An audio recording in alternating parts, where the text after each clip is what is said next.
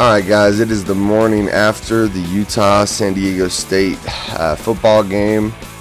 Not the result we wanted with the loss, but I think there was a lot of good things that happened by the end of the game. I mean, I'm kind of a forever optimist when it comes to this stuff, but I've been following the Jets in the NFL for a long time, so it kind of makes you have to have some optimism. But with that, Cam Rising looked like a star. I mean, our offense went from irrelevant in the game to high-powered, very reliable, just over with the switch of that guy. I mean, it really felt like he was the spark that brought that offense to life. He was making plays on broken plays. There was free rushers coming at him. He would break the tackle and roll out. I mean, the guy is extremely elusive and makes plays out of nothing. He needs to be the guy from here on. Hopefully Kyle Whittingham understands that, and hopefully we don't have to go into triple overtime for him to figure it out again. Why wasn't this done sooner, right? I think a lot of us wonder that when we look back when we're looking at how he played. I think a lot of us are romanticizing it a little bit and thinking, okay, well, what if we had him against BYU? What if he started the whole San Diego State game? Do I personally think we win those games with Cam Rising? Yeah, I do. I'm just going to be straight about it. I think we win those games. He was really special. Does it matter what we think at this point? No. But the best we can do for now is just move on, look to the future. We still have a shot to go 10-2, and we still have a lot of football to be played. Cam Rising's stats on the night: 19 for 32 for 153 yards, so about a 62 completion percentage. 153 yards, 3 touchdowns. Oh man, what a night for this guy, dude. five carries for 46 yards. The guy was making plays all night. Think about that. He got in halfway through the third quarter and had almost 200 yards of offense. You extrapolate that over the full game. I mean, we're looking at like a 600 yards of offense. Hey, but either way, it's a really good sign for the road ahead, and we'll see what this guy's capable of. On offense, we had a lot of people stepping up, which was really nice to see. I think it really felt like he was their leader. It felt like once he got in, the playmakers were out making plays, and guys that have been irrelevant before decided to step it up and start making it happen. So the first guy I want to talk about is Solomon Enos, number 21. This guy has been irrelevant for the past 2 weeks and the first half of that game. He got a couple targets, but you could tell Brewer and him had no connection. Once Rising was in there, it was like, get the ball to Enos. He was his number one guy. 7 receptions for 56 yards. It's a pretty damn good game considering he hadn't really done anything all season before this. I love that we're getting him involved. I think making sure we keep him involved and keep him growing as a receiver is going to be something to look forward to. So that's really exciting for our team. We finally have a receiver out there making plays. All right, and Keithy, the tight end, the guy was a playmaker a lot of the night, a lot of his hookups. You know, Keithy's number 80, the tight end. I've been talking about him a lot if you've been watching the past videos. Obviously, I would have liked Kincaid involved a little more, but Keithy, the tight end, the guy was making plays. The guy was connecting really well with Brewer, not as much with Rising, but they were still connecting a little bit. And I'm excited to see what the coming weeks hold for their connection.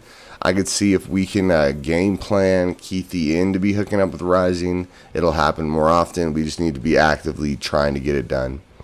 And then we got Britton Covey, 8 receptions, 46 yards, 1 touchdown, plus a punt return touchdown. This kid's an animal. I mean, Britton Covey, I think sometimes I watch him and wonder where the explosiveness is. It feels like his explosiveness is incredibly strong on some plays, and on other plays, not so much. But hey, either way, the guy looked really good. He was hooking up well with Cam Rising. That's really where almost all those passes came from, or all the receptions came from. So I'm excited to see how he gets involved in this offense in the upcoming weeks. And I think that's a critical part of our success in the future. And then Another guy to talk about was Dixon, Jalen Dixon, number 25. Kind of came out of nowhere for 2 receptions, 38 yards, 1 touchdown.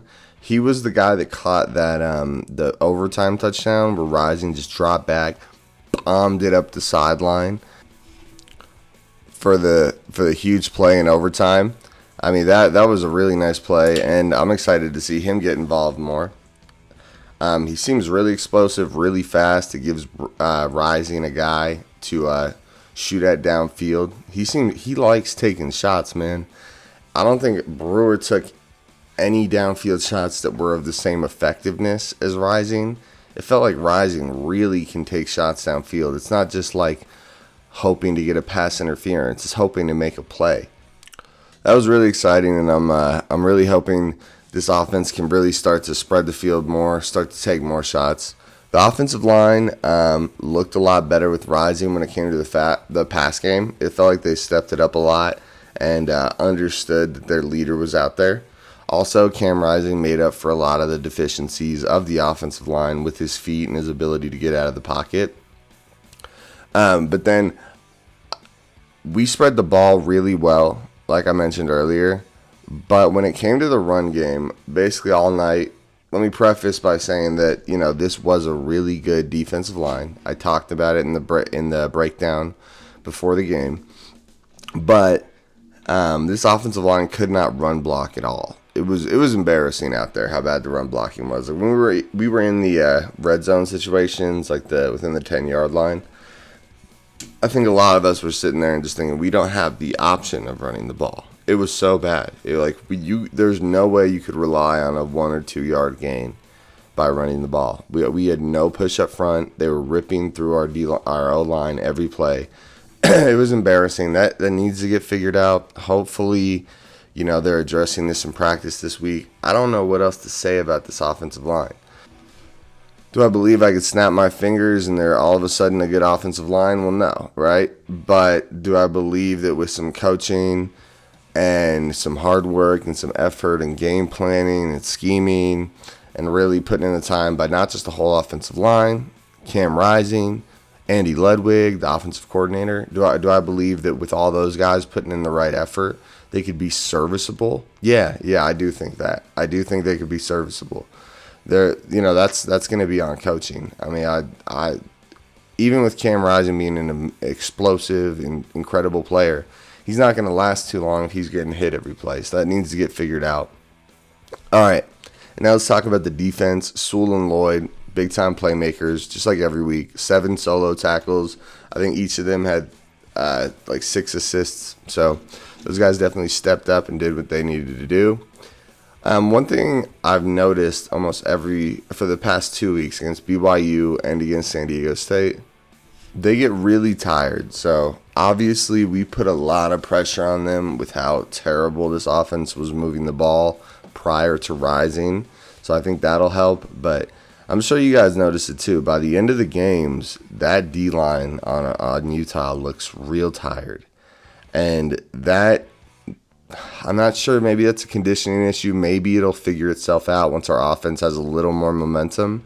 I just think it's something worth looking at. It just feels like we go from being this rock-solid defense that nobody can move the ball on, that by around halftime, the D tackles, defensive interior players specifically, look really tired. They take a look next week and tell me what you think. I mean, I noticed their stances when they're like lining up against the offensive line start to get sloppier, start to get weaker. Hopefully that'll figure itself out just by the offense playing better, but who knows. All right, another thing is our corners need to play the ball better. It feels like when people take shots downfield, our corners just don't even know how to handle it. They're grabbing, they're pushing. That is not how you play defensive back. Now, I never played college defensive back, but I played the position for a long time. You need to play the ball in the air. We got number 23 out there. He got 1 pass interference penalty called on him, but he probably had more like 2 or 3 that just weren't called. He's playing ugly football right now, so hopefully they can work on some drills, or I think it's probably more of a mental thing that he's freaking out once the ball's in the air and he doesn't want to get embarrassed by getting scored on. But that just needs to be coached into them. Our corners need to play the ball in the air. They can't just try to push people around once the ball's in the air. That's not how you play football. We did a really good job holding back the run game. So hopefully that sticks to next week. I'm really excited about next week. I can't wait to see what this offense can do and how much better this defense looks with a good offense. This defense at the end of the game, when they were trying to run the ball with a great running back, I brought it up in the breakdown before the game. How good Greg Bell is. I'm sure you guys noticed that out there. He was that number 22 guy, just racking up yards. He's like their whole team. I mean, the quarterback made that big play, but it came down to their really good offensive line against our, good defensive line and our linebackers, and we stood strong. We held them to very few big plays, and we didn't let them run the clock on us, and our defense kept us in this game. Like, if it wasn't for them, this would have been, 45-10 by midway through the third. So let's just in closing, we got a long road ahead. Washington State, USC, and Arizona State. It's going to be a tough 3 weeks. In my opinion, Washington State's going to be a must-win. I don't think they're going to be a lay-down win, but I think it's extremely winnable. They got railroaded by USC today, 45-14, something like that. And, when we're looking at that team, they had some explosive playmakers, and they were actually up on USC 14-17 at one point. But I'm thinking with this new look offense under Cam Rising, we're gonna look very different next week. And I don't think we're gonna be struggling and playing from behind halfway through the game. So that should be a good sign. But it is a must-win. We're going up against USC and Arizona State after that. Two high-powered teams. USC, their quarterback, Jackson Dart, he's from Corner Canyon. That's in my neck of the woods here in Utah. Yeah, with USC's high-powered team, I mean, once it's game week, I'll do a full breakdown on them, but that's going to be a tough challenge. We need to win Washington State. I know I keep saying it. It is one of those games where if we don't win Washington State, there's a shot we could start this season 1-5, which people would lose their damn minds, just judging by how all the fans are reacting right now. But I think we'll win Washington State. USC is going to be tough. And like I said, we'll talk about that more when game week comes around. And then we'll go up against Arizona State. Really cool thing about Arizona State is they were the number 19 team in the country. And they just played BYU last night, lost 27-17. Now, I know a lot of you guys probably don't love hearing the BYU's winning. But the bright spot from that is that, we got beat by BYU. And they just beat the number 19 team in the country by 10 points. So take from that what you will, guys, but that's really exciting for our team. It's letting you know that the people we've lost to are actually good teams. I also think that San Diego State's a really good team. I would not be shocked if both of these teams were in the top 25, top 20 by the time this thing's all said and done. Those were good teams. If you couldn't tell that, I don't know what you were watching. Yeah, we looked bad, but it doesn't change the fact that even bad teams with really good talent are going to look decent, which is what we were. And we couldn't really do much against either one of those teams because they're good teams.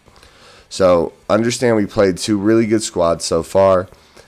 We have a tough 3-game schedule coming up with a must-win against Washington State next week. Stay tuned for the video breakdown. I'll make sure to post that for you guys. And I think we're gonna see big things happen from this team now that we got Cam Rising, the rising star at quarterback. But with that, guys, just make sure you like, comment, subscribe. I'm loving doing this channel. I'm loving all the feedback, and I couldn't be happier with how things are going. I want to hear what you guys think. If there's anything else you want me to talk about for next week that I didn't cover, or if there's certain breakdowns you think I could be doing a little better, or and just any topics you guys want me to talk about. I'd love to add things in. But hey, go Utes, and let's go out there and beat Washington State next week. Bye, guys.